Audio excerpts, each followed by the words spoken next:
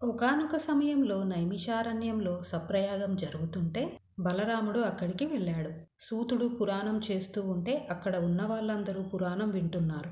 బలరాముడి రాక చూసి అక్కడ ఉన్న వాళ్ళందరూ లేచి నిలబడి నమస్కరించారు. సూతుడు మాత్రం కూర్చొని ఉన్నాడు. బలరాముడు అనుకున్నారు, ఇంతమంది లేచి నిలబడ్డారు, నేను ఒక అవతార ప్రయోజనం కోసం వచ్చిన అనంతుడని. అందరూ లేచి నిలబడ్డారు, ఒక్క సూతుడు మాత్రం లేవలేదు. అంటే వీడిని నేను గౌరవించడం ఏమిటి అని అనుకుంటున్నాడు. ఇతనికి నేను బుద్ధి చెప్పాలి అని దగ్గరికి వెళ్ళి అక్కడ ఉన్న దర్భని తీసుకుని సూతుడి మెడ మీద కొట్టేసరికి మెడ తెగి కింద పడింది. సభలో అల్లకొల్లోలం మొదలైంది. బలరాముడు అన్నాడు, నేను వచ్చినప్పుడు అందరూ లేచారు, కానీ ప్రవచనం చెబుతున్న సూతుడు లేవలేదు. అందుకని సూతుడి కంఠాన్ని నరికేశా. అక్కడ ఉన్నవాళ్ళు అన్నారు, బలరామ, నీ వల్ల జరగకూడని ఘోరం జరిగింది. సూతుడు ధర్మం తెలిసిన మహానుభావుడు, ఏది ఎప్పుడు చేయాలో తెలిసినవాడు, మనసులో ఎలాంటి రాగద్వేషం తెలియనివాడు, ఎప్పుడూ భగవంతుడి సేవ చేసుకునేవాడు. నీకు తెలియని రహస్యాలు ధర్మ సూక్ష్మాలు ఉన్నాయా బలరామ? నీకు ఇలాంటి ఆలోచన ఎందుకు వచ్చింది? ఆశ్చర్యంగా ఉంది.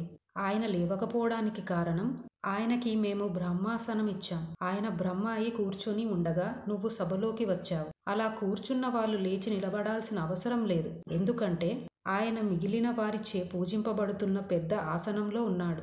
ఆయన చేసిన దానికి ఎలాంటి దోషం లేదు. మేము ఇలా చేశాము అని తెలియక ఆయన గొంతు కోసేశావు. నీకు మహాపాపం అంటుకుంది. బలరాముడు అన్నాడు, అయ్యో, నేను ఎంత పొరపాటు చేశానో, మహాపాపం చేశాను. నేను ఇప్పుడు ఏం చేయాలి? నాకు ప్రాయశ్చిత్తం చెప్పండి.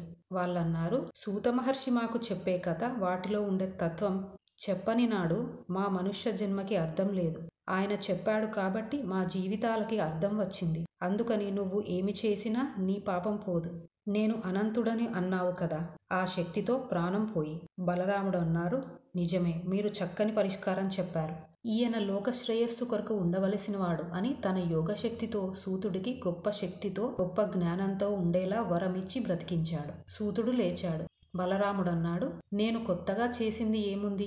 మీకు ఉన్న సూతుడిని చంపాను, మళ్ళీ బ్రతికించాను. నేను చేసిన తప్పుకి నా బాధ తీరలేదు. ఇంకేమన్నా చెప్పండి చేయడానికి. వాళ్ళన్నారు, అయితే మాకు ఒక ఉపకారం చేయు. ఇల్వలుడు అనే రాక్షసుడి కొడుకు పల్వలుడు. మేము ఎప్పుడు యజ్ఞయాగాదులు చేయడానికి సిద్ధమైన వాడు ఆకాశ మార్గాన మలమూత్రాలు తెచ్చి యజ్ఞంలో వేసి నవ్వి వెళ్ళిపోతాడు. అలా మమ్మల్ని ఇబ్బంది పెడుతున్నాడు. కాబట్టి పల్వలుడిని సంహరించు. బలరాముడు అన్నారు, మీరు యజ్ఞం మొదలు పెట్టండి.